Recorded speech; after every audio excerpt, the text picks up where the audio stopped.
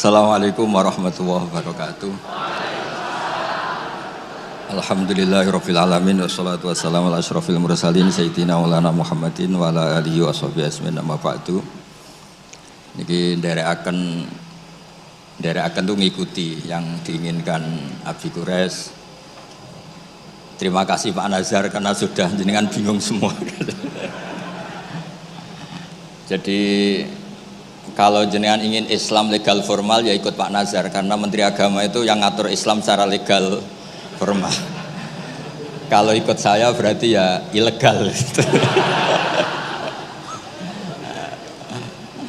Saya tadi guyon sama Pak Quraisy, menantunya itu bangga karena mertuanya bisa maksa Gus Bak datang ke sini. Begini ya, jadi neladani Rasulullah itu yang gampang-gampang saja.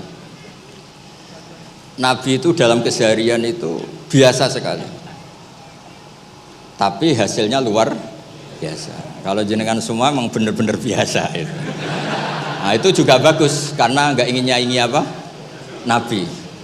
Itu Mbah Mun guru saya sering bilang, Islam tuh nggak pernah trauma sama orang kayak jenengan. Traumanya itu sama orang khusyuk, orang bener itu bikin trauma Islam itu. Karena yang ngaku Nabi, yang aneh-aneh itu yang kayak Nabi mesti yang khusyuk-khusyuk. Yang kayak jenengan tuh mesti tidak bisa. Karena untuk jadi kiai saja orang nggak percaya, apalagi jadi Nabi itu.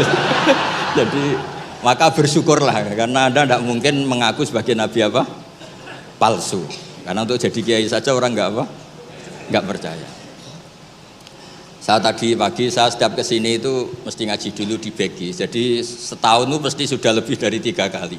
Bedanya nggak ketemu jenengan. Begini, saya tadi ngaji sama bareng-bareng Pak TGB, beliau baca Itqon, saya baca Al-Muhaddam. Ini saya cerita yang ringan-ringan. Sekarang kan baru rame misalnya ajaran akhlak. Allah sendiri itu kalau boleh dibahasakan itu paling berakhlak. Saya beri sekian contoh betapa Allah itu sangat menata tata krama. Kata Allah, saya ini Tuhan. Inni haramtu zulma ala nafsi wa ja'altuhu bainakum muharraman. Kedoliman itu saya larang, bukan pada kalian saja, saya sendiri melarang diri saya berlaku apa? Dolim. Terus Allah diceritakan oleh Rasulullah SAW, kata Nabi, Innallaha hayyun karim. Allah itu pemalu.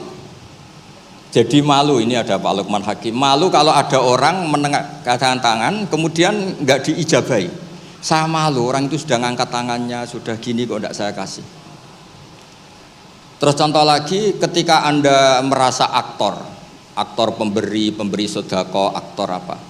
Itu Allah mengistilahkan dirinya itu mangdalladzi yuqridu waha qardan hasana. Siapa yang mau menghutangi saya?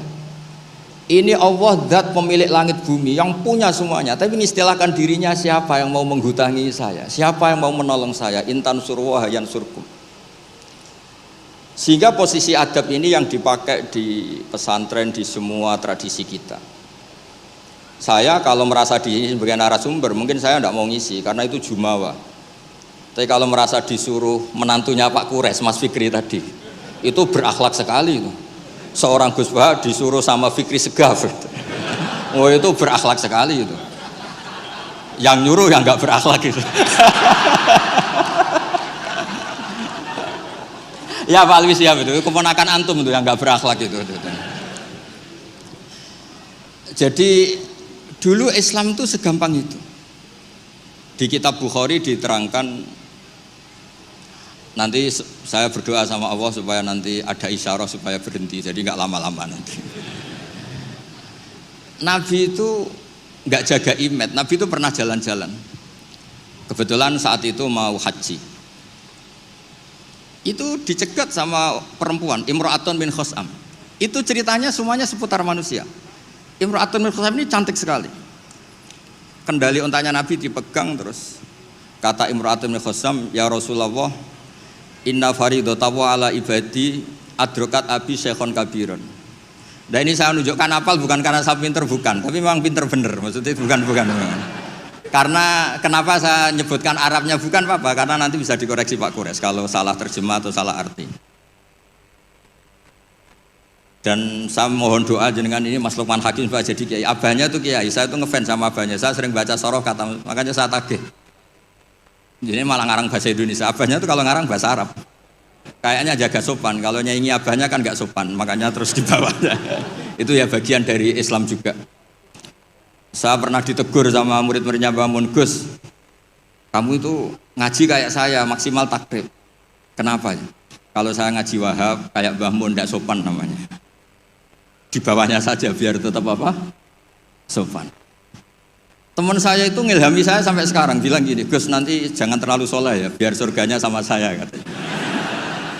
Kalau terlalu soleh nanti surganya sama Mbah Mun, apalagi sama Rasulullah sungkan, gak iso ngopi-ngopi.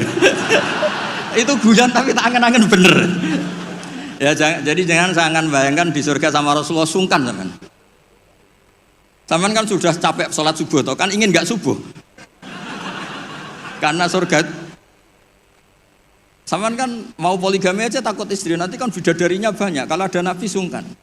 Dan nanti sama saya aja di pinggir-pinggir yang enggak supaya enggak apa. Tapi kalau amal pas-pasan, kuotanya enggak cukup, langsung neraka, itu resikonya. Karena pas, sekali enggak cukup, neraka. Makanya kuotanya lebih, tapi surganya yang apa? Biasa aja. Imra'atun min Khosam itu cantik. Nabi pas itu dionta Ardafa Al-Fadl bin Abbas. Fadl bin Abbas ini sepupunya Nabi. Fadl masih muda, masih ganteng muda. Terus fanadharul Fadl ilaiha wa nadharat ilaihi. Nah ini cerita betapa Nabi sebagai pengajar itu manusiawi sekali. Terus falau wa Rasulullah unukal Fadl. Nabi cara sekarang memalingkan Fadl supaya agak ngelihat perempuan ini. Imra'atun min Khosam. Pas Nabi lawa mungkin agak keras, Abbasnya tersinggung.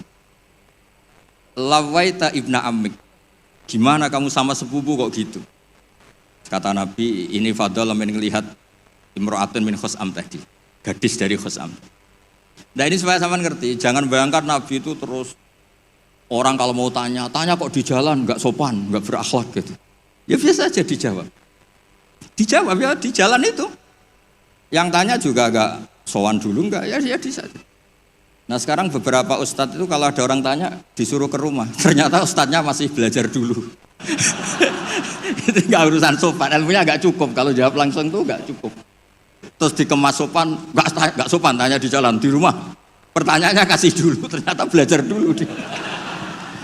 Oh itu benar-benar ustadz enggak sopan itu. Kan enggak efisien, enggak apa? Ini cerita di Sahih Bukhari. Inna faridatallahi ala ibadi adrakat abi syekhon kabiran la yastati'u ayasbuta ala rokhila wa fi riwayatin ayastamsika ala rokhila. Afa ahujju anhu. Bapak saya itu tidak kuat haji. Dan sekarang haji sudah wajib. Ini gimana? Apa saya perlu hajikan?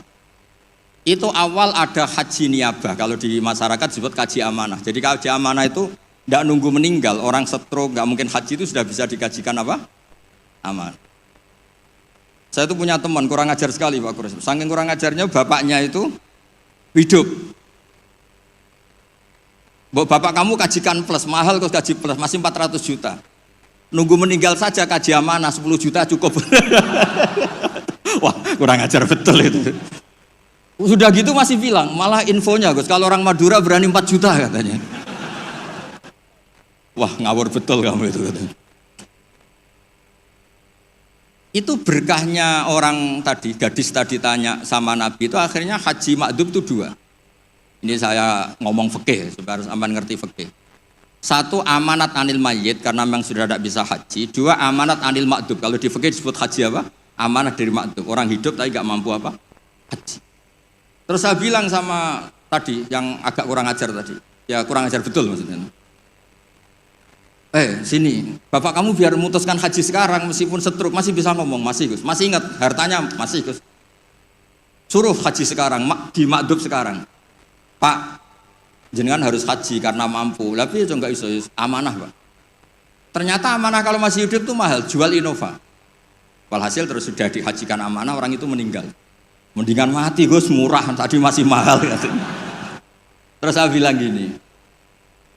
Nah ini saya ngomong fikih biar Mas Fikri itu nggak salah lah, milih dewan pakar saya itu nggak salah, memang kayaknya memang kredibel ini. Saya sudah pamit sama Abi Kures. Itu di Sajaratul Ma'arif ada babu dzikri manaqiban nafsi, babu dzikri rajuli manaqiban nafsi. Bab seseorang itu boleh menyebut kelebihan dirinya kalau itu untuk kepentingan umat. Buktinya Nabi Yusuf ngendikan inni hafidun alim, urusan keuangan pasrahkan saya, inni hafidun alim. Dan semua nabi mesti ngendikan inni lakum nasihun amin, saya ini orang yang punya niat baik. Jadi kata bapak saya kalau didik saya, tawadhu haram zaman akhir. Kenapa? Karena itu bentuk gak tanggung jawab. Disuruh mimpin negara gak mau, ngimami masjid gak mau, disuruh mulang gak mau. Ternyata karena gak mau tanggung jawab. Jadi tawadhu sama gak tanggung jawab itu bedanya sedikit. Sampean tawadhu apa gak tanggung jawab? Iya kan banyak orang tuh gak berani nyai. Wah saya dereng sakit gini, tapi komen. Kacau itu. Saya teruskan. Sehingga dulu yang dialami Nabi itu ya biasa. Sampai di Bukhari dibabkan berkali-kali. Babul futya fit thoriq. Bab Nabi itu biasa ngasih fatwa di jalan. Ada lagi dibabkan babu hajjil mar'ati anir rojuli. Biasanya di fikih itu kan pola ibadah lelaki sama perempuan kan beda. Tapi di bab haji niyabah, ini ada Buya Aksin Sakho, itu perempuan boleh menghajikan bapaknya. Makanya diulang lagi babu hajjil mar'ati anir rojuli. Bab perempuan menghajikan lelaki. Kayak apa luar biasanya Nabi. Jadi Nabi itu kesehariannya biasa. Makanya Anda tidak usah khawatir misalnya di pesantren atau di komunitas Jawa atau di komunitas orang Timur, orang Indonesia mendidik akhlak, takut itu terlalu apa itu gak usah khawatir. Allah sendiri itu yang paling sopan. Sampai bilang untuk dirinya sendiri, kataba rabbukum ala nafsihir rahmah. Kataba itu mengharuskan, Allah itu mengharuskan dirinya untuk berbuat kasih sayang. Coba orang diwajib-wajibkan itu kan berat. Kayak sampean tak suruh-suruh itu kan berat. Tapi Allah menyuruh dirinya, aujaba ala nafsih, kataba rabbukum ala nafsihir. Makanya saya kalau baca Quran tuh sering nangis. Cara boleh dibahasakan tuh sekesatria itu Allah ngelola alam raya ini.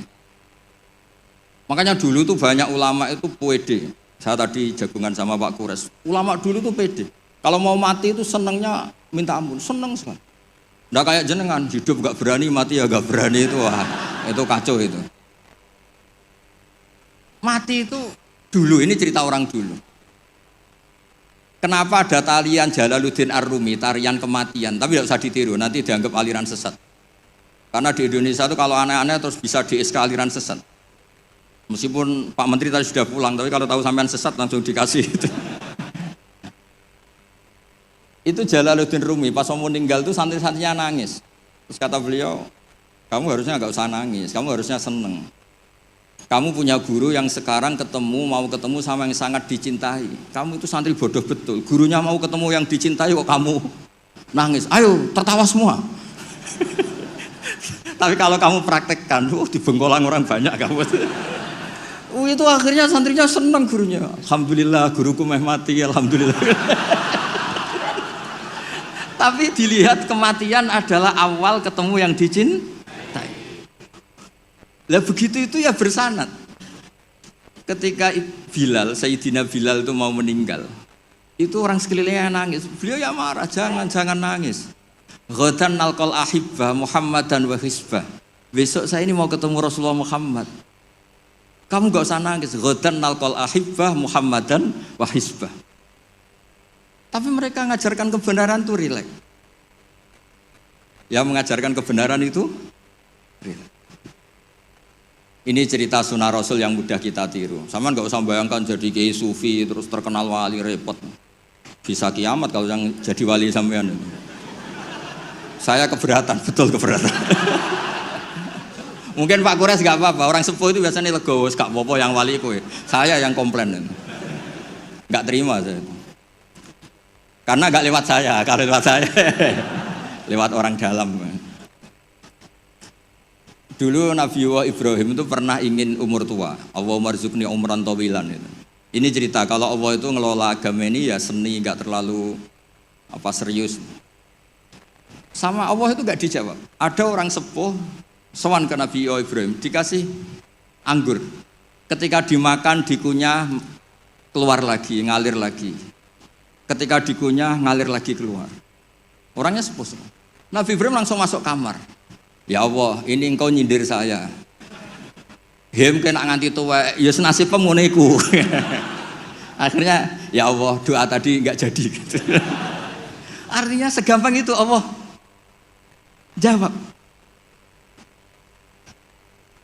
Pernah Nabi Ibrahim itu didatangi malakul maut. Saya pernah cerita ini.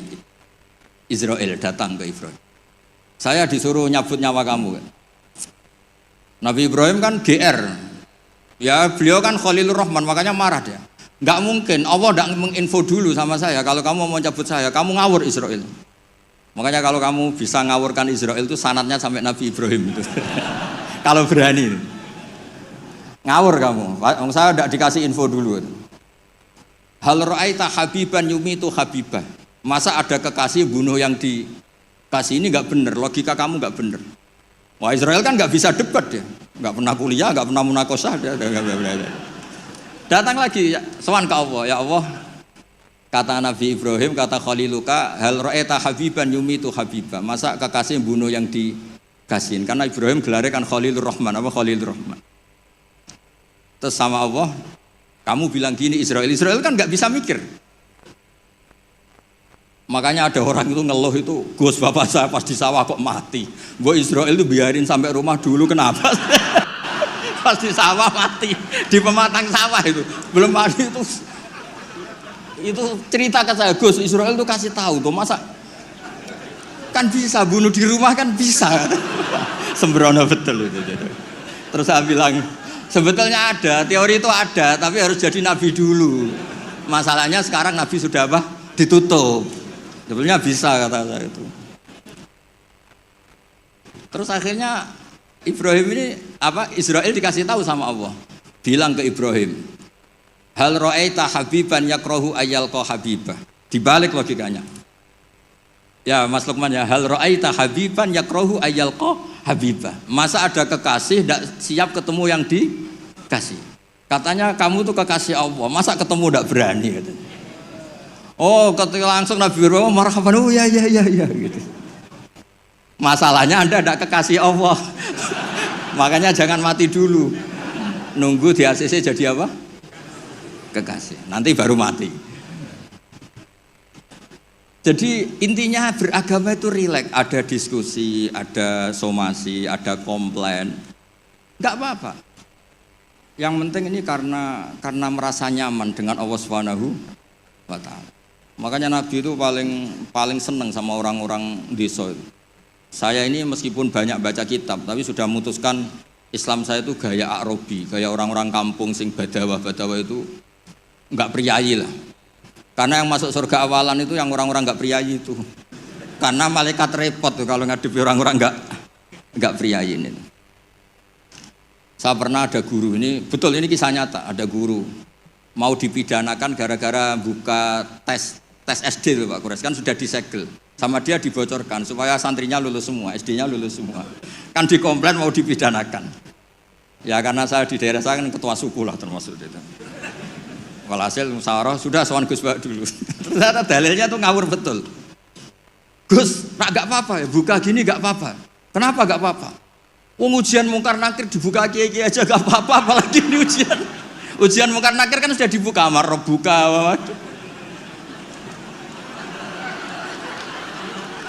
Masa ujian SD gak boleh? Wah, kepala sekolahnya kan pusing. Jangan Gus, jangan diturutin, ini kacau. Ya saya bilang akhirnya, ya masalahnya kepala sekolah sama polisi itu tidak mungkar nakir. Jadi ya beda. Gitu Gus ya tak kira sama Gus. Dari ujiannya mungkar nakir saja bisa dibuka, bisa dibocorin. Masa ujian SD tidak boleh katanya. Makanya repot, kena orang-orang kayak gitu tuh repot. Nah orang Arabi itu logikanya seperti itu. Tapi jangan ditiru ya, tadi yang di Indonesia enggak boleh tetap kalau bisa di penjara kamu. Sudah miskin di penjara repot nanti. Sudah repot nanti. Ya kalau kaya kan agak bisa gimana gitu. Kalau miskin kan agak susah itu.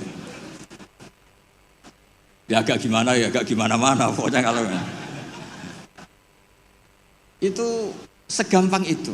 Ada orang Arabi tadi saya jagungan sama Pak Kures. Tanya sama Allah, Rasul, ya Rasulullah, man tawalla hisabi, nanti yang ngurusi hisab saya itu siapa? Kata Nabi, Allah. Allah binafsi, Allah sendiri yang menghisab, bukan malaikat, bukan. Iya, jadi. Orang Arabi itu fawalla, orang itu langsung, ya sudah Nabi saya mau pulang, sambil tertawa-tawa. Sama Nabi dipanggil, weh Arabi, kenapa kamu tertawa-tawa? Jawabnya lucu, kenangan saya dengan Allah di dunia itu baik-baik saja, maka nanti di akhirat juga baik-baik saja. Kalau sama malaikat saya tidak punya kenangan. Loh itu Nabi komentar itu, fakuhal Arabi, kamu pinter yo gitu. Makanya kamu harus yakin kalau nanti ketemu Allah itu baik-baik. Buktinya kita di dunia tanpa prestasi ya baik-baik saja. Kita penuh problem, Allah ya baik-baik saja. Enggak terus, makhluk tanpa ada gunanya keluar dari bumiku ya. Nah itu penting. Jadi Allah itu suka. Makanya ada hadis ana indadzoni abdibi. Saya ini terserah cara pandang. Ini yang terakhir meskipun belum disemprit Pak Kures. Sudah dapat izin. Di kitab Ihya, saya berkali-kali cerita ini. Kitab Ihya itu meskipun hadisnya banyak yang nyoal, tapi kitab itu kitab keramat. Makanya ada pensara Ihya namanya Sayyid Zabidi itu. Beliau sering ngendikan hadal hadis min haisul matnu dhaif, lakinnahu masyhurun wa yu'adituhu fil makna al ahadits as-sahihah. Jadi intinya itu hadis ini secara teks memang masalah, tapi secara makna dikuatkan oleh sekian riwayat-riwayat yang apa? Sahihah. Jadi yang dhaifnya itu hanya min haisul lafdu atau hadal lafdu bi ini masalah, tapi min haisul makna itu enggak masalah. Ada orang itu sudah di neraka 2, dipanggil sama Allah ke surga. Allah itu tanyanya unik. Ini di terakhir kitab Ihya di kitab Ar-Raja.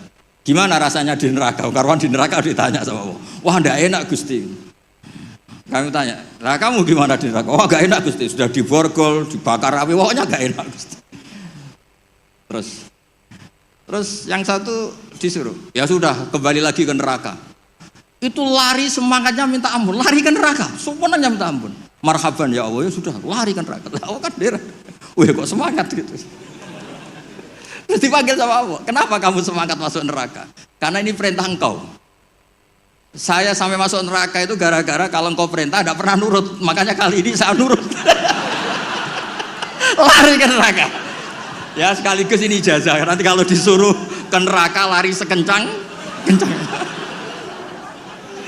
saya ini sudah trauma, sudah nyesal karena dulu ketika engkau perintah saya tidak pernah nurut, makanya saya semangat gitu, nurut karena ini perintah jenengan. Terus pas lari kencang neraka sama Allah dipanggil lagi. Ya sudah kamu anak baik, di sini aja. Nah khawatir saya nanti kalau kamu lari ke neraka sama Allah dibiarin. Nah itu tidak tahu saya ini. Tapi berkahnya ngaji ini, kamu husnudzon saja, nanti dipanggil loh. Woi anak baik, tak suruh langsung apa? Langsung lari. Itu cerita di Ihya. Yang kedua, yang satu agak bandel. Ayo kamu kembali lagi ke neraka, kamu kan penghuni neraka. Diam saja. Terus, kenapa kamu diam? Teman kamu lari kok kamu diam? Saya itu yakin ketika engkau memanggil saya ke surga, itu tidak akan lagi mengeluarkan dari surga. Itu keyakinan saya. Tadi GR. Terus sama apa? Ya sudah, anak indadzoni abdibi. Jadi dua-duanya itu benar. Jadi segampang itu beragama. Nanti di akhirat gak ada komentator, gak ada analis, gak ada aman. Jadi tidak bisa kamu menganalisis Allah, nanti mau apa ya? Tidak bisa. Apalagi masuk TV, gak bisa. Jadi hubungan dengan Allah itu segampang itu.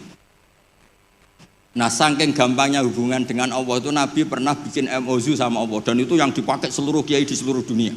Di semua kitab. Ya Allah, manusia itu kan tempat salah dan lupa. Bu ya Allah, jangan langsung menghisab kalau ada manusia salah dan lupa. Loh itu sama Allah diturutin. Makanya Nabi ngendikan, u'titu khamsan lam yu'tahunna ahadun qabli. Di antara yang disebut tuh khawatimu suratil Baqarah. Coba kita ini disuruh Nabi dan dilegalkan Allah. Enggak terima menteri agama, yang legalkan Allah Subhanahu wa taala ini. Disuruh berdoa, Rabbana la tu'akhidna in nasina. Allah coba. Doa itu kan agak ngawur sebetulnya. Masa lupa atau salah minta dimaklumi. Coba kalau sampean punya manajer di kantor, Pak, kapan-kapan kalau datanya tak tumpahin teh maklumi ya. Oh, langsung di PHK kamu. Kapan-kapan kalau Bapak manggil dan saya lupa nggak datang, maklumi Pak ya. Oh, PHK. Tapi ini satu doa yang disahkan Allah, disuruh berdoa, Rabbana la tu'akhidna in nasina. Ya Allah, jangan kasih sanksi kami ketika kami salah atau lupa. Terus qala na'am, Allah ngendikan na'am ya. Coba kalau Allah pakai teori semua kesalahan kita disanksi langsung, nggak ada manusia di bumi, sudah habis semua. Wong khotib Jum'ah kelihatannya ibadah tapi nyindir tanggane. Kan yo repot. Orang sering itikaf di masjid, ternyata baru masalah dengan istrinya. Wan semuanya masalah. Ngustad kadang ya profesi lain nggak pernah prospek terus profesi ustad. Oh repot semua. Ada yang tidak ngustad, sok-sokan ikhlas bertani, ternyata nggak pernah ngajar. Akhirnya satu kampung bodoh semua. Semuanya masalah. Dan kita diberi fasilitas Rabbana la tu'akhidna in nasina au akhta. Kayak apa baiknya hadatin? Makanya belum ada kata yang ngarang Hikam Ibnu Athaillah sekarang, enggak ada sebaik Allah.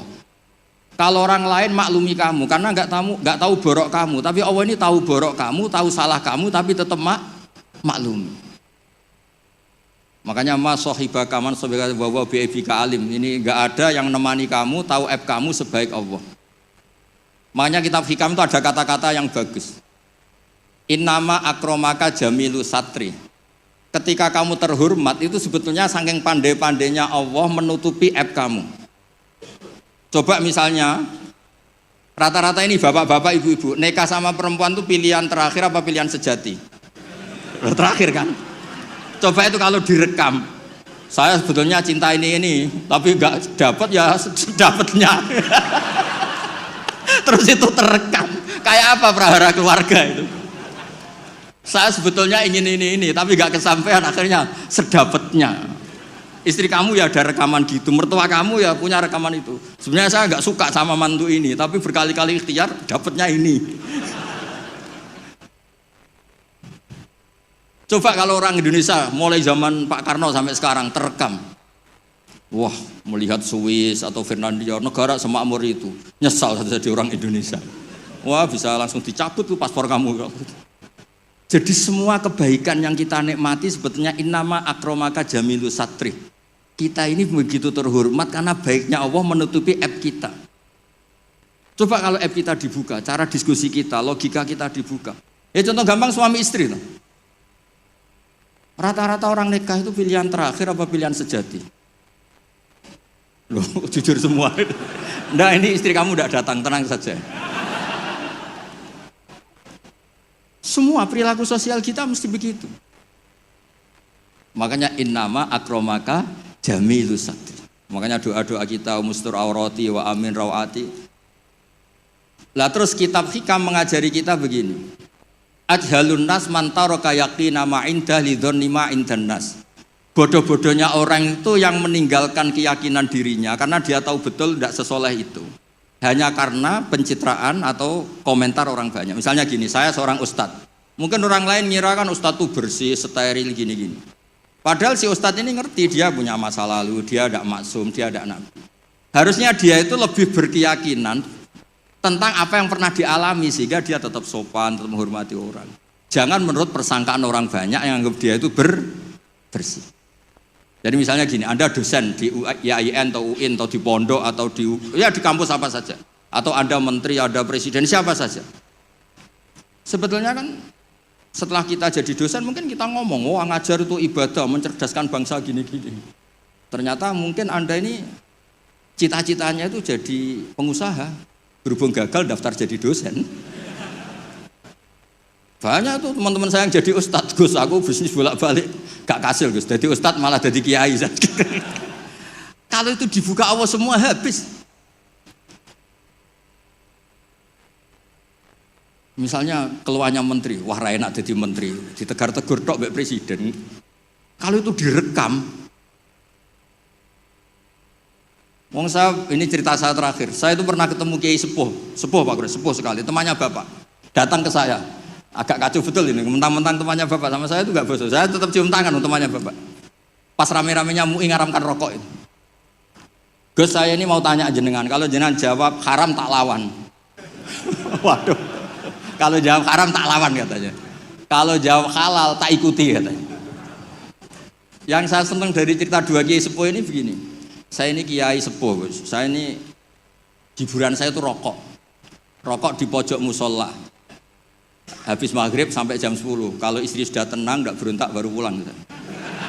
Karena kalau belum ngantuk itu bawaannya ngomel kan. Ini yang cerita dua orang ini.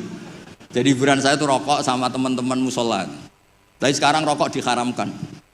Tolong kasih tahu MUI, Gus. Raro rasanya jadi kiai katanya. Kalau orang awam hiburan kan bisa lihat dangdut katanya, bisa saweran. Saya ini kan kiai, Gus, gak pantas. Hiburannya hanya rokok. Gitu aja kok diharamkan. Ya sudah bah, halal kata saya. Oh itu senengnya bukan main. Setelah itu kemana-mana bilang, kata Gus Pak halal. Waduh. Alasannya itu hiburannya katanya. Jadi saya semenjak jadi kiai itu ya sering dapat orderan fikih itu. Ya maksud saya beragama itu mudah. Yuridu wa bikumul yusra wala yuridu bikumul usra. Jadi ana intadzoni abdi. Makanya sampean harus yang seneng, yang ceria. Karena ini untuk ngelawan setan. Setan tuh suka kalau orang Islam tuh susah, kemudian menyalahkan agama ini, menyalahkan sistem alam raya ini sehingga tidak ridho dengan kodok qadar. Makanya disebut innaman najwa minasyaitoni liyahzunal ladzina amanu. Jadi kalau pikiran yang ngajak susah itu minasyaiton. Berarti yang ngajak seneng itu minallah. Makanya saya ini ustadz beneran ini karena ngajak orang seneng gitu. Kalau yang ngajak susah itu masalah itu. Wong jelas di Quran la tahzan. Jangan susah, enggak ada di Quran la tafrah itu enggak ada. Yang ada qul bi fadlillah wa bi rahmatihi fa bidzalika falyafrahu. Ya saya pernah dikomplain sama kiai-kiai yang khusuk-khusuk Pak Kores. Gus ini nanti kalau maghrur, orang gara-gara ngaji jenengan isane seneng tok terus atau susah. Terus saya bilang masalahnya apa? Kalau enggak tahu susah sampai akhirat kan bagus kata saya. Terus tapi itu saenake dhewe fasik. Oh, nak fasik ku wis asli sedurunge ngaji aku wis fasik. Kok nyala-nyalain saya kata saya. Nah ini penting ya supaya jenengan itu beragama itu rileks nyaman karena Allah itu suka sekali menghitung nikmatnya itu suka. Dulu ada orang Arabi datang ke Nabi itu gak punya apa-apa. Terus tanya, ya Rasulullah engkau menyuruh saya syukur, saya ini gak punya apa-apa. Nyukuri apa? Istri gak punya, harta gak punya, semuanya gak punya. Saya nyukuri apa? Nabi itu ngelihat sandalnya di padang pasir kan panas. Lah itu 2 sandal kamu. Kalau kamu gak punya ini panas. Oh iya ya Gusti, alhamdulillah. Hanya punya sandal itu. Ya kayak sampean itu kan ceria, punya nekat saja cukup lah. Kenapa seneng? Gak usah alasan, nekat saja pokoknya penting. Ya jadi sekaligus ijazah, jadi yang dihitung apa itu alam nasroh, hati lapang. Terus kul bi fadlillah wa bi rahmati fa bidzalika. Bapak saya itu paling sering mensyariatkan seneng. Kalau pagi ngajak jalan-jalan saya itu, kalau ada orang miskin itu di warung nongkrong, rokoknya satu aja hutang, 1 ler saja hutang. Terus ngomong itu seakan-akan dunia miliknya. Itu kata bapak, itu hamba paling dicintai Allah katanya. Kalau presiden orang kaya seneng itu kan wajar, alasannya jelas. Ini nggak punya alasan untuk seneng. Sudah biar tetap seneng gitu. Nanti kalau gugat Allah malah repot kata. Kalau gugat Allah malah apa? Repot. Lu itu betul. Orang itu masih hidup kalau ketemu saya. Gak enak Gus dadi jenengan dadi kiai. Nakal ra pantes, gak mulang gak pantes. Enak dadi kula Gus. Apa wae pantes. Wah, repot. Ya sudah gak apa-apa. Sementing kamu gak gugat Allah kata saya itu. Karena tadi ketika orang-orang miskin dikelola nyuwun sewu orang yang tidak bertuhan, ini terus malah yang digugat Allah Subhanahu wa ta'ala. Makanya Sayyidina Umar dari sekian sanad, ini biar kita sepak kures. Dari sekian sanad yang saya terima dari guru-guru saya, dari Mbah Mun, dari itu Sayyidina Umar itu punya riwayat dari Rasulullah itu unik. Innallaha kallafani an asrifa an du'a. Ya saya ulang lagi. Innallaha kallafani an asrifa an du'a. Allah itu memaksa saya supaya apa-apa itu gak melibatkan Allah. Karena kalau apa-apa melibatkan Allah, kalau Allah kuasa kenapa ada orang miskin? Kalau Allah kuasa kenapa ada orang terlantar? Malah repot semua. Orang dilatih Islam menyalahkan dirinya sendiri. Rabbana dzolamna anfusana. Makanya Umar terus pidato, jika ada orang yang tidak makmur ketika saya jadi khalifah, salahkan Umar, jangan nyalahkan Allah. Anda punya pemimpin yang tidak becus. Kalau Sayyidina Ali mirip cuma agak kacau, diskusinya agak kacau, tapi kacau ilmiah tetap bagus. Ada orang ngelapor, ya Ali, ketika kita dipimpin Umar, dipimpin Abu Bakar, Umar baik, kenapa setelah engkau pimpin kacau? Konflik, kata Ali, ketika Abu Bakar Umar mimpin itu rakyatnya baik-baik kayak saya. Pas saya mimpin rakyatnya kayak kamu.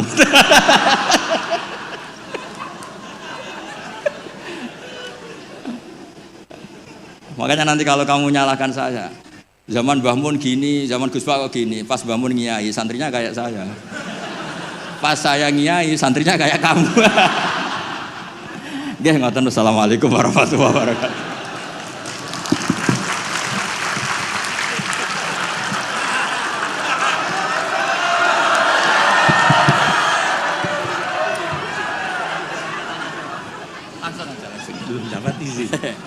Nanti tanya.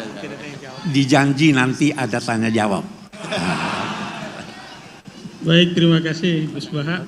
Ya, kita lanjut aja ya, langsung pemaparan dari Habib Quraish Shihab. Ya, waktunya juga sama ya. Mungkin Gus Baha mau memberikan waktu juga. Ya agak sopan kalah sepuh. Baik, bismillahirrahmanirrahim. Alhamdulillah, wassalatu wassalamu ala rasulillah wa ala alihi wa ashabihi wa man wala. Kita tidak bosan dengar dari Gus Baha. Saya kira tidak semua orang bisa menyampaikan mutiara-mutiara hikmah dengan cara yang diberikan oleh Gus Baha. Yang pasti saya tidak bisa begitu.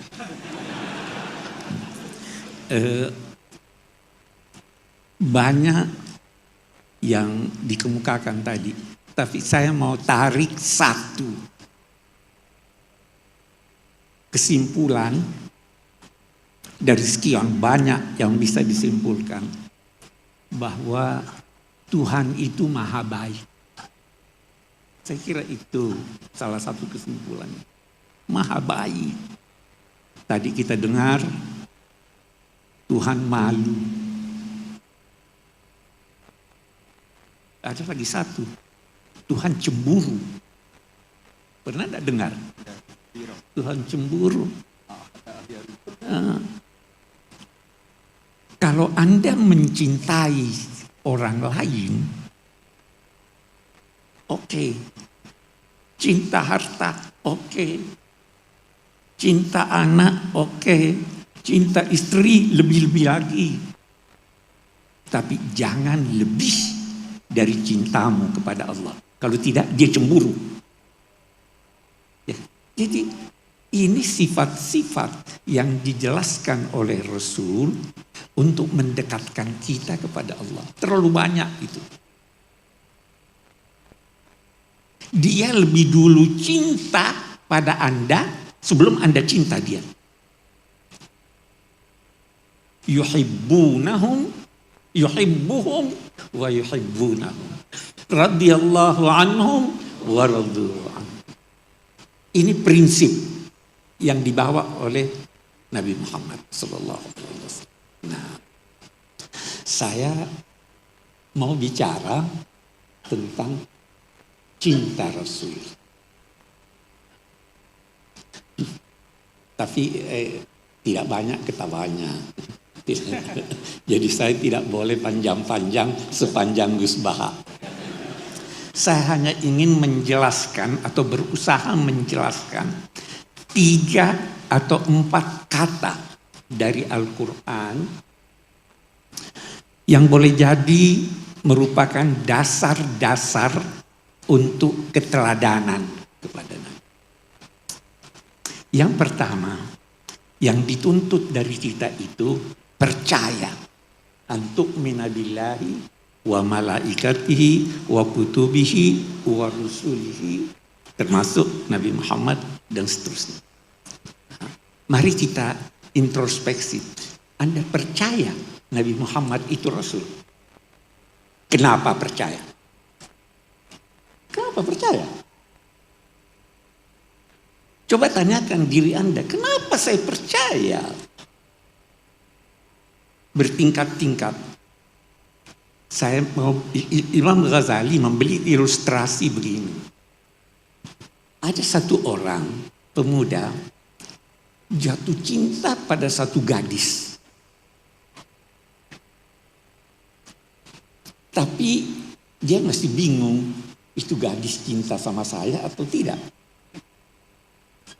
Maka dia punya teman. Dia berkata padanya, gadis itu cinta kamu.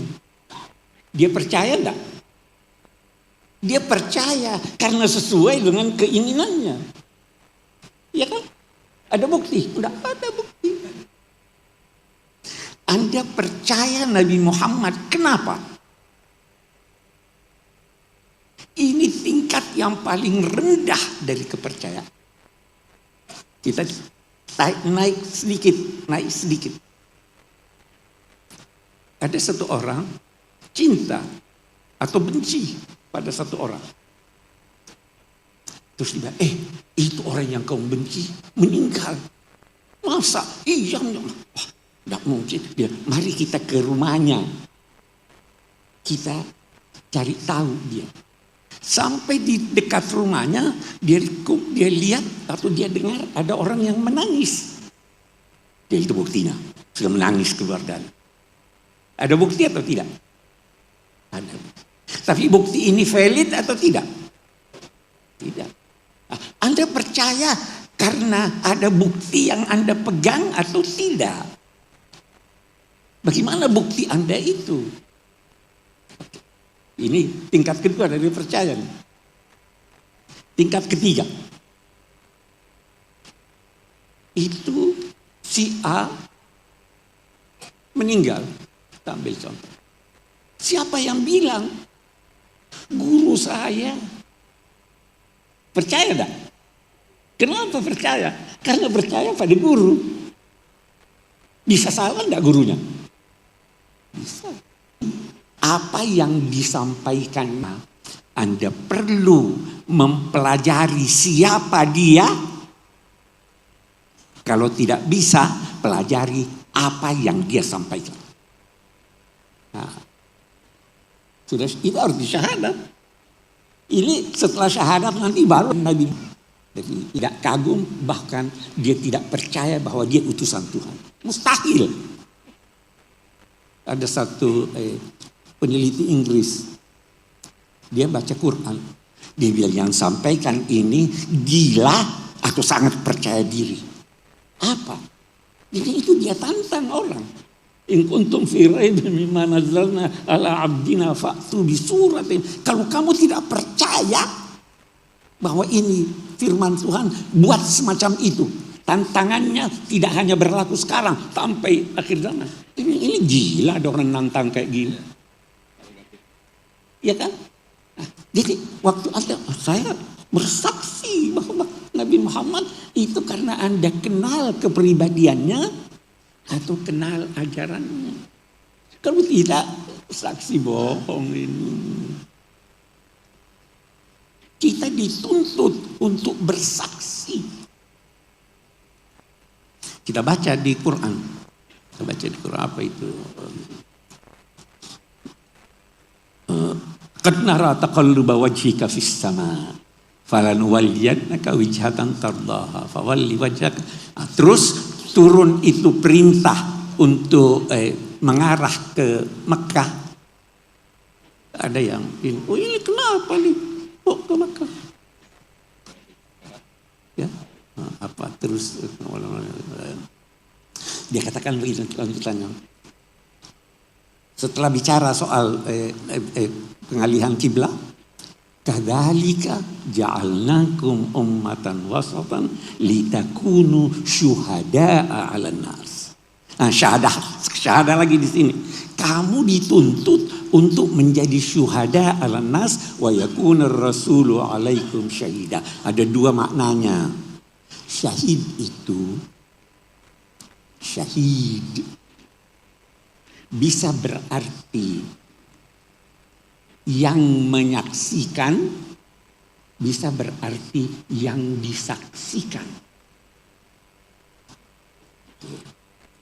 Kamu diminta untuk menyaksikan bahwa memang dia.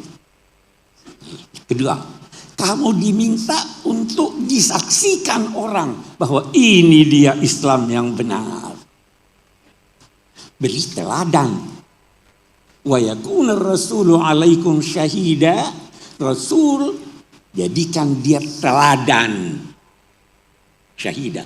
Atau Rasul akan menjadi saksi di hadapan Allah bahwa kamu memang adalah umatnya. Itu syahadat. Ya kan?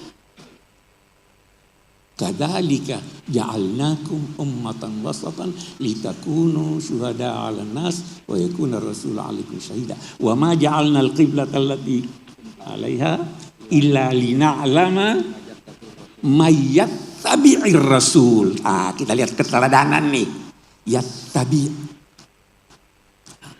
Itu ada dua kata yang mirip. Yatba' dan yattabi'. Dua-duanya berbicara tentang masalah yang sama. Astagfirullah, tunggu. Wala khaufun 'alaihim wala hum yahzanun.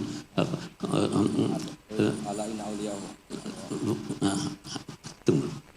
Orang tua sudah lupa. Ada di surat Taha. Di surat Taha itu la yukhrijannakum la yukhrijannakum masyad. Wassalamu ala man ittaqal. Bukan. Astagfirullahaladzim. Maksudnya itu la khaufun 'alaihim wa la yahzanun di sorga nanti. Kita ikuti di sorga, Anda tidak ini. Tapi kalau di dunia tidak. Yang ittaba'ah itu apa namanya? Fala yadhillu wa la yashqa. Tidak akan sesat di dunia ini, tidak akan sengsara di dunia ini. Kalau Anda ittaba, mengikuti secara bersungguh-sungguh.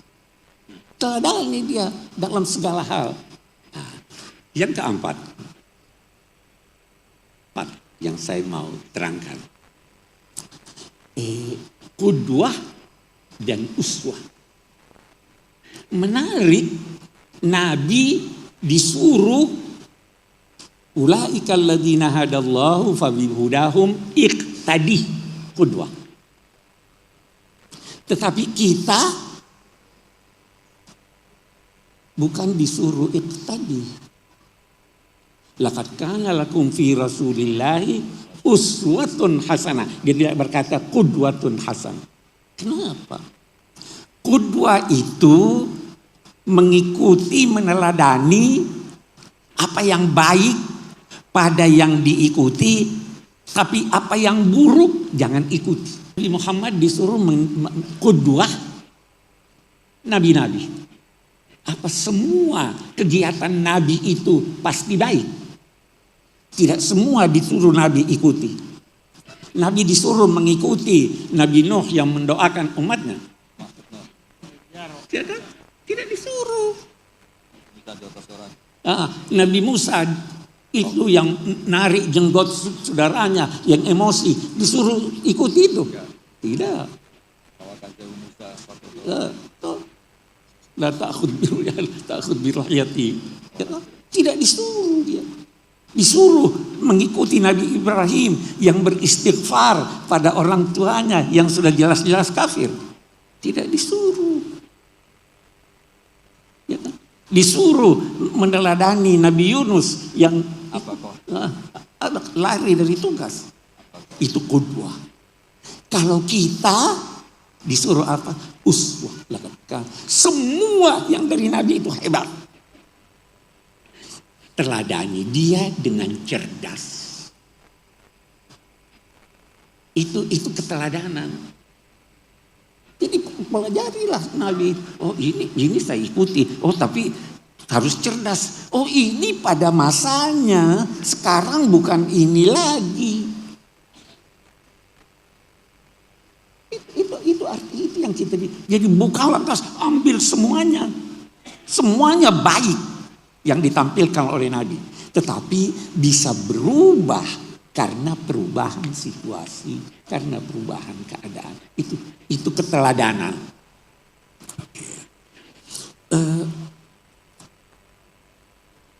Allah berfirman begini. Apa itu? Tsumma tatafakkaru ma bi sahibikum min jinnah. Innama ini enaknya kalau ada Quran di samping kita. Qul innama a'izukum biwahidah. An taqumu lillahi mathna wa furada tsumma tatafakkaru ma bi sahibikum min jinnah. Pesan Tuhan. Saya hanya berpesan pada kamu satu. Apa itu? Berpikir secara mandiri atau berdua atau berjamaah, kamu akan sampai pada kesimpulan ma bisahibikum min jinnah. Menarik lagi. Sedikit pun tidak ada. Tapi dia namanya sahibukum. Itu ditujukan kepada orang-orang yang tidak percaya Nabi Muhammad. Dia namanya sahibikum. Sahabat kamu.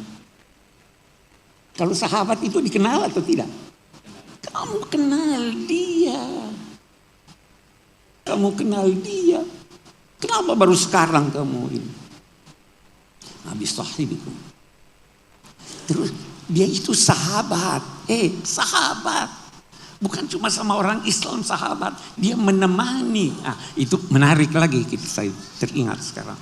Kalau kita buka Al-Quran. Berdoa itu. Pakai ya atau tidak? Ya itu. Panggilan yang jauh. Kalau doa dalam Al-Quran. Tidak pakai ya. Rabbana atina, bukan ya Rabbana, Rabbighfirli, tidak pakai iya. Kenapa? Karena Anda diminta dekat pada Tuhan. Kalau Anda tidak dekat pada Tuhan, Tuhan yang dekat pada Anda. Jadi tidak pakai ya. Anehnya. Ada 2 kali kata ya dalam Al-Quran yang diucapkan oleh Nabi. Tapi itu bukan doa. Itu keluhan. Ya Rabbi inna qaumi ittakhadhu hadzal Qur'ana. Allahumma shalli ala Muhammad.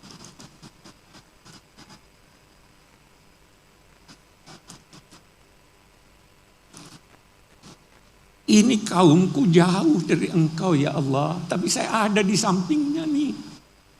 Saya mohon ya Allah. Saya mengeluh. Mereka menjauh dari Al-Quran. Kenapa dia ya? Karena dia jauh dari Tuhan. Ini orang-orang jauh dari Tuhan. Di situ sahabatnya. Karena dia tidak menjauh dari orang. Itu adalah orang-orang yang berbeda dengan kita dan memusuhi kita. Kalau Al-kafirun itu orang yang berbeda dengan kita, tetapi dia tidak memusuhi kita. Kalau alladzina kafaru bisa menggabung ini semua. Saya pernah berkata tidak ada di dalam Al-Quran ini Gus Baha kita pernah ngomong-ngomong itu soal qul ya ayyuhal kafirun. Kenapa itu qul ya ayyuhal kafirun? Perintah Allah. Itu perintah Allah. Itu mengikuti perintah Allah. Jadi itu yang berkata al-kafirun itu Allah. Sampaikan wahai al-kafirun. Bukan dari Nabi Muhammad. Nabi Muhammad tidak pernah berkata kepada non-muslim anta kafir. Kenapa? Karena kalau kita berkata dia kafir, dia pun bisa berkata pada kita kafir. Wala tasubbul ladzina yad'una min dunillah fayasubbullaha adwan. Jangan maki. Orang baik-baik tidak usah bilang kafirun.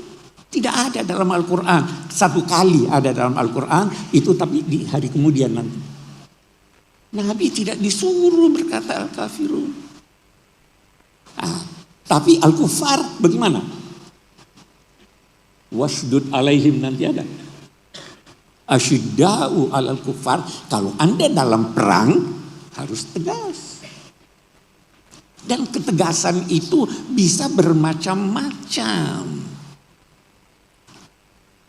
Ada orang bermain-main dengan agama. Sudah tegas saya, maaf saya tinggalkan. Saya tidak maki dia, saya tegas. Asyidda'u alal kufar. Tegas sama orang kafir. Bukan semua orang kafir. Ya ayyuhal kafirun, la a'budu ma ta'budun, wala antum 'abiduna ma a'budu, lakum dinukum. Itu keteladanan dalam kehidupan bermasyarakat. Iya kan? Ruhama bainahum. Saling berkasih-kasih antara mereka. Apa sih rahmat itu? Apa artinya rahmat? Rahmat itu keperihan hati melihat ketidakberdayaan satu pihak yang mendorong Anda membantu untuk meringankan. Kalau Anda bantu orang tapi hati Anda tidak perih, itu bukan rahmat. Keperihan hati melihat ketidakberdayaan yang mendorong Anda membantu. Banyak orang bantu tidak perih hatinya, bantu aja biar dia tidak mati saya, itu bukan rahmat. Ruhama bainahum. Baru dia katakan tarahum ruk'an sujadan yabtaguna fadlam minallah. Mereka salat, mereka ruku, mereka sujud. Kata Syekh Abdul Halim Mahmud, saya punya guru, sujud dalam Al-Quran bukan hanya berarti salat. Sujud itu patuh kepada Allah. Terus ini sahabat-sahabat Nabi ini yang dipuji dan istimewa tidak berbisnis dengan Tuhan. Dia tidak katakan yabtaguna ajran minallah, yabtaguna fadlan minallah, waridwana, ridha. Dia butuhkan ridha. Ridha itu lebih baik dari sorga. Waridwanum minallahi akbar. Ridha itu yang mereka harapkan, yabtaguna fadlan minallah. Terus simahum fi wujuhim, bukan bekas dahi yang ada di sini, bukan itu. Wajahnya cerah. Itu Nabi Muhammad. Orang lihat banyak yang percaya langsung, mahadha biwajhi kadzab. Ini mukanya bukan muka orang bohong. Cerah air mukanya, simpatik. Kalau ini, saya tanya dokter kulit. Apa itu? Dia bilang itu kebetulan ada. Dia punya tulang ini menonjol. Jadi waktu sujud itu sebabnya ada orang di kakinya. Ada orang di kacamatanya. Dari sujud itu bahkan ada ulama yang berkata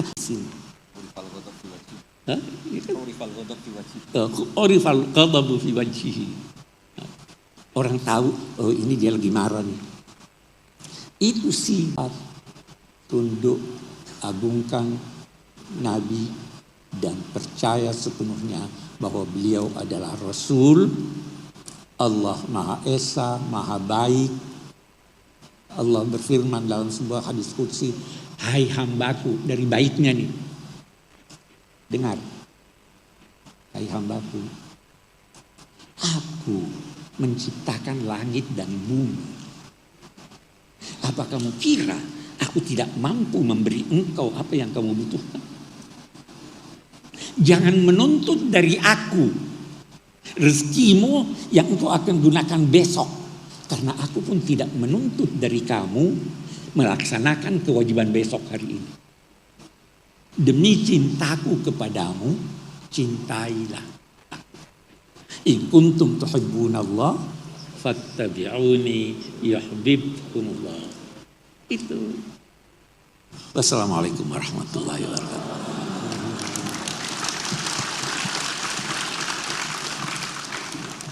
Alhamdulillah, uraian dari dua guru kita sangat mencerahkan, sangat memberikan wawasan kepada kita, dan tentu kalau kita mengurai tentang sosok Nabi Muhammad, habis waktu masih banyak yang belum diceritakan. Banyak. Seorang syair, sebuah syair menyatakan, mahma tafannana wasifuhu fi wasfi yafna zaman wa fihi ma lam yusaf. Seandainya pun orang-orang yang ahli di bidang sejarah, sirah nabawiyah mengungkap sosok Nabi Muhammad sepanjang usianya, itu pasti masih banyak tersisa dari keteladanan sosok Nabi Muhammad yang belum terungkap. Banyak inspirasi dari beliau. Baik Bapak dan Ibu sekalian, ternyata banyak sekali yang hadir ya pada kesempatan kali ini. Kita semua berterima kasih atas kehadirannya, dan ternyata Dewan Pakar kita banyak nih yang hadir di sini. Pada hadir Kiai Asin Sakho, ini Ketua Dewan Pakar kita di Pusat Studi Al-Quran. Ada juga Bapak Lukman Hakim, Lukman Saifuddin, ini hadir bersama kita. Alhamdulillah, terima kasih Pak. Bapak Profesor Alwi Syihab, saya mengucapkan terima kasih. Prof. Ade Hidayat, kemudian ada Tuan Guru Bajang, alhamdulillah. Dan ini ada Kiai Ulil Absar ya, hadir bersama kita, dan banyak tokoh yang lain. Dan ini spesial sekali, Pusat Studi Al-Quran dan kita semua segenap jamaah yang hadir mengucapkan terima kasih. Dan kami ucapkan selamat datang. Ini Bapak Wakil Wali Kota Tangerang Selatan. Ini hadir bersama kita, Bapak Haji Pilar Saga Ihsan. Kami ucapkan selamat datang Pak, dan terima kasih sekali menyempatkan hadir pada kesempatan kali ini. Dan banyak tokoh yang lain ya, yang kami nggak sebutkan satu persatu. Ini yang hadir juga banyak dari alumni pesantren Pasca Tahfidz Bait Al-Quran. Kami informasikan pesantren Pasca Tahfidz Bait Al-Quran ini dari 2009 berdiri sampai sekarang itu sudah lebih 1000 santri kita, alumni kita. Dan itu dibina 6 bulan tiap harinya di sini. Memang waktunya untuk belajar dan bermuamalah dengan ilmunya ya di pesantren Pasca Tahfidz Bait Al-Quran ini. Bapak dan Ibu sekalian, tadi ada yang kita janjikan ya, ada sesi tanya jawab. Tapi sebelum tanya jawab langsung, kita juga menghargai pertanyaan-pertanyaan yang masuk lebih dahulu. Jadi panitia sudah menghimpun dan menyensor beberapa pertanyaan karena banyak sekali, ratusan pertanyaan yang masuk. Kami cuma membacakan beberapa pertanyaan yang kira-kira mewakili yang lainnya. Ini pertanyaan buat Gus Baha dan Pak Quraisy. Ini satu. Gus, para sahabat sangat menghormati Rasulullah, tetapi Rasul sendiri melarang bentuk penghormatan yang berlebihan.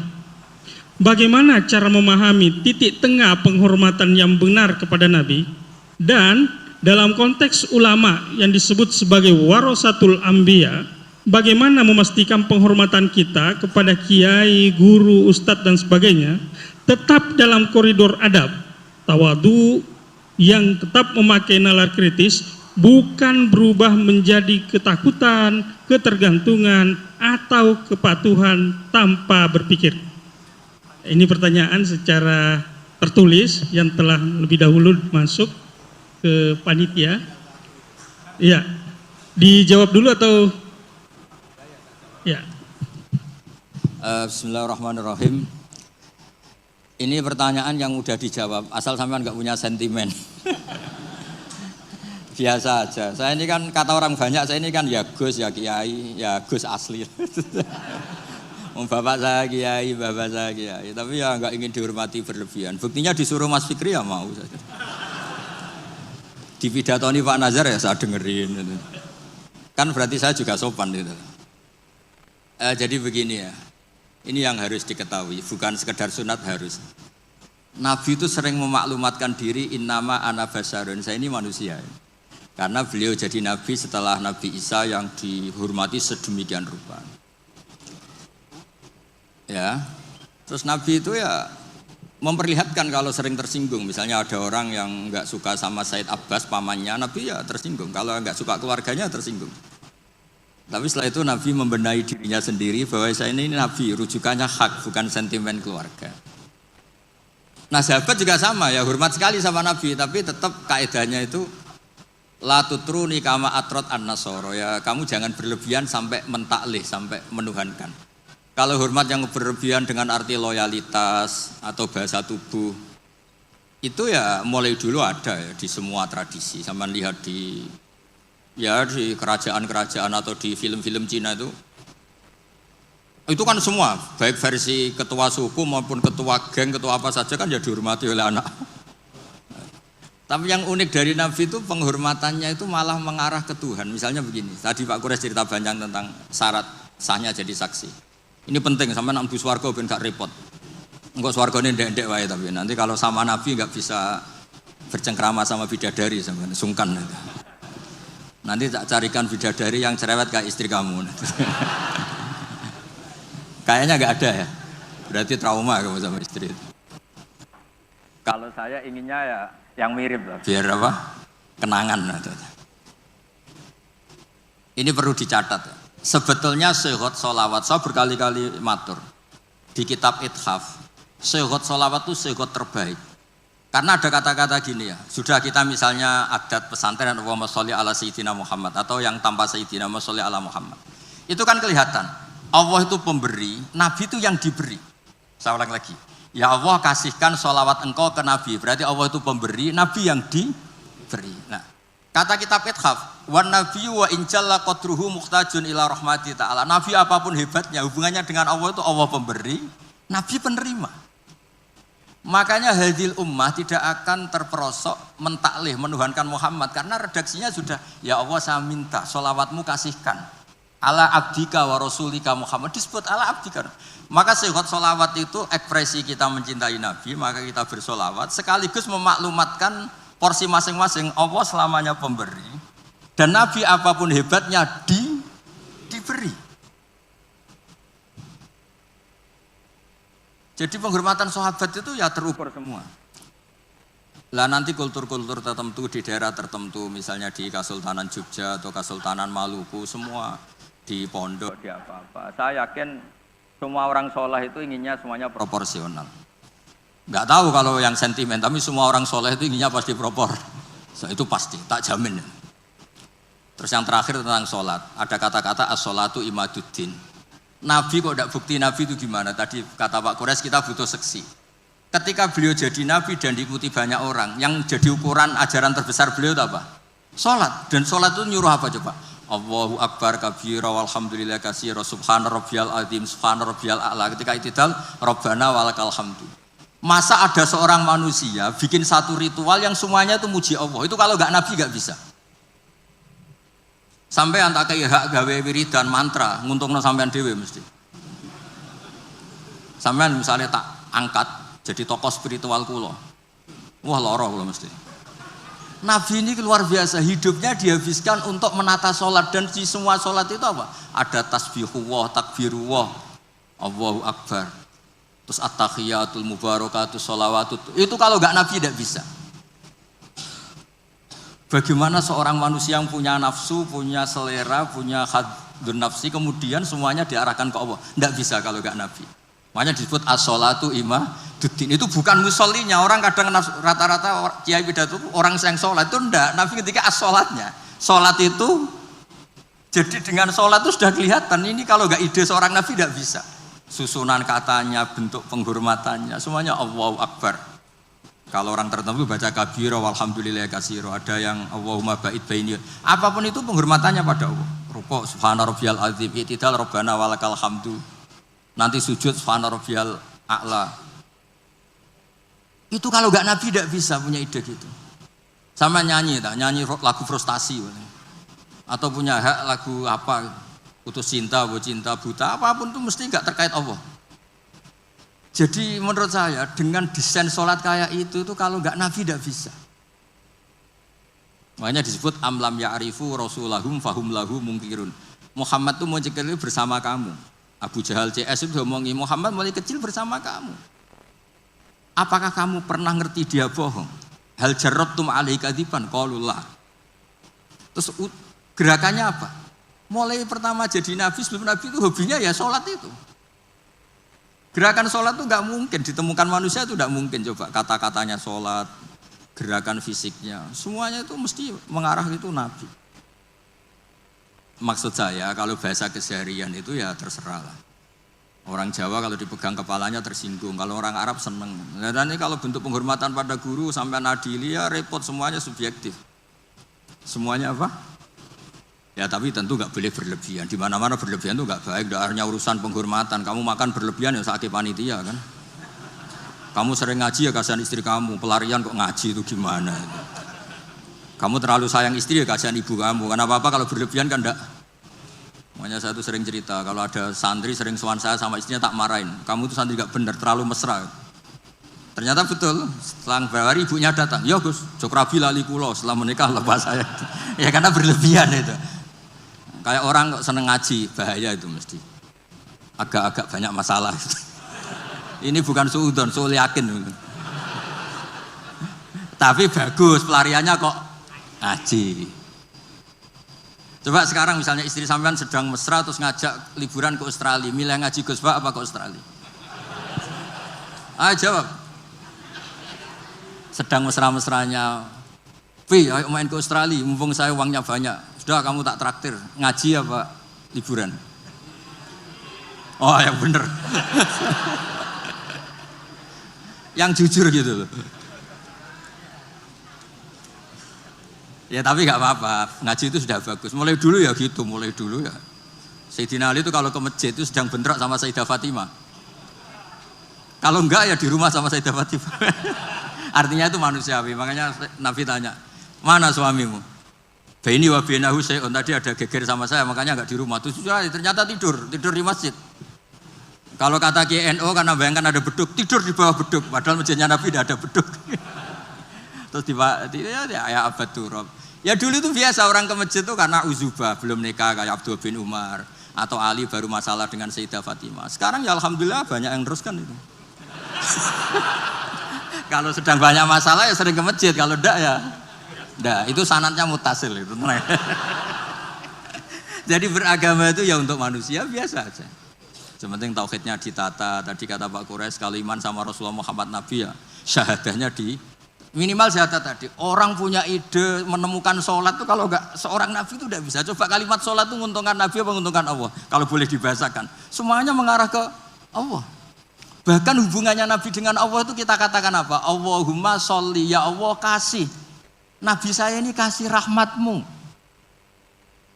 Tetap saja hubungannya Allah pemberi, Nabi diberi, penerima. Jadi nggak mungkin agama ini kebablasan sampai menuhankan. Nah, masuk surga pun dengan rahmatnya Allah. Sampai Nabi ngintikan kamu tidak masuk surga karena amal kamu. Wala anta ya Rasulullah, juga engkau tidak masuk surga karena amal engkau. Wala ana illa ayataghammadani ya Allah bi rahmati. Kayak apa? Segalanya itu Allah itu kayak keren kan jenengan? Keren. Sekarang ngrungokno ngaji. Nggih, kasih. Illa ayataghammadani ya Allah bi rahmati. Allah Maha Baik, kata Rabbukum ala nafsihir rahmah. Baik Bapak dan Ibu sekalian, waktu juga yang memisahkan kita ya. Jadi tadi pertanyaan yang tadi sudah pertanyaan pamungkas. Ada beberapa daftar pertanyaan lagi, tapi saya kira tadi juga sudah diurai saat uraian baik Gus Baha maupun Abi Quraisy. Bapak dan Ibu sekalian, Ini ternyata benar-benar banyak yang hadir ya. Ini saya lihat alumni pendidikan kader mufasir PKM PSK. Ini sejak 2005, ini banyak juga ya. Ini ada juga beberapa yang masih kelihatan nih. Kemudian jamaah halaqah tafsir. Ini banyak juga ini. Ini halaqah tafsir. Ini jauh lebih tua ya usianya ini ketimbang program-program yang lain, karena sejak awal berdiri memang sudah dilaksanakan dan sampai sekarang masih konsisten. Setiap Rabu di masjid ini ada kajian terkait keislaman, keal-Quranan, dan halaqah tafsir ini ada kelompoknya. Silahkan Bapak dan Ibu untuk mengikuti kegiatan halaqah tafsir ini setiap Rabu di masjid kita ini. Jam 9 Bu ya, sampai jam 11 biasanya. Ya, dan masih banyak lagi yang lain hadir di sini. Kami ucapkan terima kasih atas kehadirannya. Dan mungkin ada satu pertanyaan lagi ya. Ini ya kita kasih jamaah perempuan satu aja ya. Tapi pertanyaannya singkat ya, singkat karena waktu juga. Silakan panitia bantu untuk memberikan mic-nya. Silakan yang ibu yang paling belakang. Langsung ke persoalan Bu ya. Ya, yang pas depan tiang yang angkat tangan itu.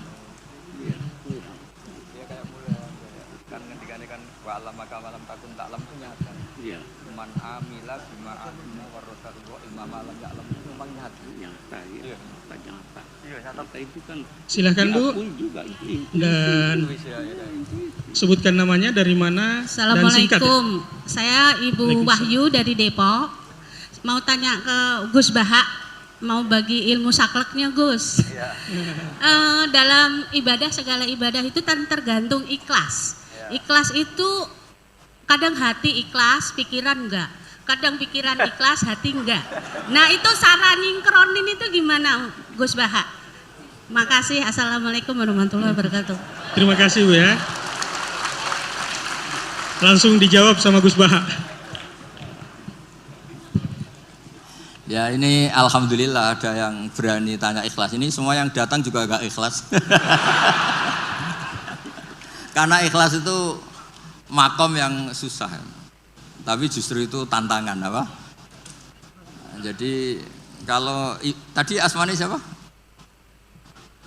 Hanya dari Bogor tadi ya, dari mana? Depok ya, dari Depok ikut Bogor apa Jakarta? Jabodetabek. Pokoknya ikut dunia lah pokoknya. Jadi begini, ini sekaligus mengertikan teman-teman dari BG, alumni semuanya yang hadir. Ikhlas itu nomor kesekian. Yang penting protap ibadahnya itu benar. Misalnya gini, Anda sholat tidak ikhlas tapi jamaah. Nggak ikhlas, ingin dapat pujian tapi jamaah. Itu di situ kan ada pengakuan kalau itu wajib. Jadi selalu ada kebaikan dalam kebaikan, meskipun tidak ideal. Misalnya Anda jamaah tidak ikhlas, tapi mengekspresikan diri sujud, mengekspresikan diri ruko itu sudah luar biasa. Makanya sebagian ayat ini Pak Kures sangat paham. Ada mukhlisin, ada mukhlasin. Sebetulnya ada harapan kalau Allah ingin menghendaki kita tidak ikhlas tapi dimukhlaskan, dimurnikan sama Allah. Karena berkahnya protap yang benar. Misalnya gini, saya sodako sama fakir miskin tidak ikhlas, ingin jadi DPR, kayaknya saya ada potongan tapi, atau ingin nyalon bupati, kan tidak ikhlas. Tapi berkahnya ini hal yang manfaat. Saya didoakan sama fakir miskin ini, karena tak kasih sesuatu yang manfaat. Jadi menurut saya, Anda jangan hanya ngaji ikhlas, juga ngaji pentingnya amal soleh itu pasti bermanfaat. Sama lagi pentingnya amal soleh itu pasti bermanfaat. Makanya di Quran tuh sering seorang nabi dipuji innahu min ibadinal mukhlasin, pakai isim maf'ul. Yang dimurnikan. Saya lagi mukhlasin tuh yang dimurnikan. Saya beri contoh tapi Pak jangan tiru, terutama yang muda-muda ini yang masih puber-puber bahaya itu kalau ditiru. Zulaikha itu cantik, cantik banget. Ya pinter goda, sudah cantik pinter goda Zulaikha ini. Yusuf itu ganteng, perjaka. Ya layak digoda, makanya sama niru susah karena ini butuh layak digoda. Nah ini dengerin betul ini, betapa ikhlas itu nomor 2. Yang nomor 1 itu amal itu benar dulu. Sehingga digambarkan Quran, walaqad hammat bi. Zulaikha ingin nikmati Yusuf, wa hamma biha, Yusuf sebagai orang normal juga ingin nikmati Zulaikha. Tapi terusannya laula ar-ra'a burhana rabbi. Terus Allah ngendikan kadzalika linasrifa anhu su'a wal fahsya. Ini campur tangan Allah itu nomor 1. Tapi saya, kata Allah, tetap gak ingin kekasih saya ini ada masalah. Lagi-lagi kita harus selalu berdoa supaya Allah yang menyelamatkan kita. Bukan amal kita, bukan ikhlas kita, bukan semuanya. Kita hanya bergantung ingin diselamatkan Allah. Ini disebut iyyaka na'budu wa iyyaka nasta'in. Kita hanya minta pertolongan dari Allah. Ya mungkin Nabi Quraish sekali.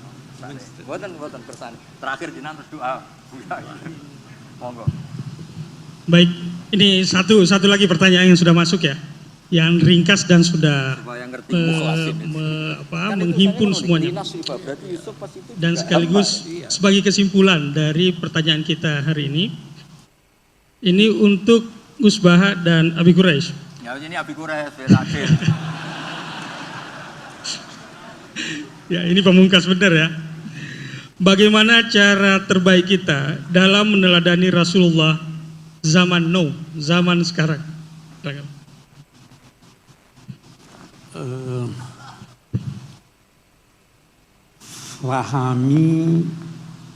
Fahami sunnah Nabi, fahami Al-Quran. Satu hal, Rasul itu punya fungsi bermacam-macam. Bisa jadi fungsinya sebagai pribadi. Dia suka makan ini, dia tidak suka makan itu. Itu tidak perlu teladani itu. Dalam konteks pertanyaan itu banyak ya, Nabi sebagai hakim, Nabi sebagai mufti, Nabi sebagai politisi, Nabi sebagai anggota masyarakat dan lain-lain sebagainya, macam-macam. Nah, itu sebabnya tadi saya katakan teladani dengan cerdas. Saya mau beri contoh tadi, ini minta maaf nih bapak-bapak. Tadi waktu dari dalam saya tidak pakai sendal, Gus Baha tidak pakai sendal. Ada yang paksa, Pak Quraish, nanti ada beling pakai sendal. Terus ada disodorkan pada saya sendal orang lain, saya tidak tahu. Tolong itu dilihat tuh nanti. Ya toh. Dulu masa Nabi mau kita lihat Nabi. Jangan ada yang pakai alas kaki, jangan pakai alas kakimu kecuali setelah keluar masjid. Kalau di dalam masjid atau pakai waktu mau keluar di ini. Kalau semua harus pakai alas kakinya waktu keluar, itu tidak mungkin. Jadi walaupun Nabi sudah perintahkan seperti itu, situasinya tidak memungkinkan. Jangan lantas berkata, saya ikuti aja Nabi, nanti yang keluar semuanya pakailah alas kaki, jangan pakai alas kakimu dalam keadaan kamu berdiri. Semua berdiri, tidak keluar-keluar orang kita di sini. Jadi fahami dengan cerdas. Jangan ada yang berkata, Nabi menikah, mau teladani Nabi. Itu orang bodoh dan orang sombong. Bodoh karena dia tidak tahu ini bukan tempat meneladani. Dan sombong karena dia merasa dirinya sama-sama Nabi. Jadi pelajari situ, pelajari apa. Contoh lagi yang lain saya beri. Soal Nabi terkadang berfungsi sebagai hakim, terkadang berfungsi sebagai mufti. Ucapannya itu harus kita teliti. Saya sering beri contoh ini. Karena apalagi kalau ibu-ibu banyak. Ada suami kikir. Datang istrinya pada Nabi Hind. Itu suami saya kikir, wahai Nabi, boleh enggak saya ambil duitnya tanpa izin? Nah, bagaimana ini? Nabi jawab, ambillah, asal wajar. Mencuri atau tidak itu? Nah, persoalan yang dibahas, ini fatwa atau ini ketetapan hukum? Kalau fatwa hanya berlaku buat yang bersangkutan, yang bertanya. Kalau ketetapan hukum, silahkan. Pasti ambil aja, asal jangan buat parfum dan sebagainya. Jadi itu cerdas, itu namanya. Semua benar. Tetapi harus disesuaikan dengan kondisi kita. Harus seperti tadi juga penghormatan. Satu masyarakat beda penghormatannya dengan ini. Orang Eropa tidak segan tangannya di pinggang sambil bicara sama orang tuanya. Jangan coba-coba itu di sini. Itu budayanya beda. Jadi itu namanya kita meneladani Nabi dengan cerdas. Itu sebabnya fattabi'uhu. Pelajari, ikuti sesuai dengan kondisi masing-masing. Tadi itu soal pesantren, itu orang tidak ngerti pesantren itu yang berkata, saya di sini, ini untuk diketahui, saya di sini anak-anak pusat, saya tidak mau kalau saya masuk ada yang berdiri. Saya bilang, bukan Indonesia Raya, tidak perlu berdiri. Karena dia di Jakarta. Boleh jadi di tempat lain, saya dulu waktu di pesantren begitu. Itu situasinya seperti itu. Saya tidak mau orang nunduk-nunduk, tidak usah kalau di sini. Tapi kalau di tempat lain, jangan tidak mengerti budaya setempat. Dulu itu ada heboh waktu penandatanganan Bung Karno, Pak Harto menandatangani bantuan itu sambil begini. Itu dikritik orang. Karena dia tidak tahu budaya setempat. Pesantren itu ada budayanya. Universitas itu ada budayanya. Kita diperintahkan menegakkan ma'ruf, budaya positif. Jadi itu begitu meneladani Nabi ya. Jadi cerdas, harus cerdas. Oke deh, saya kira itu. Mau berdoa dulu. Tahu, Pak Asin itu.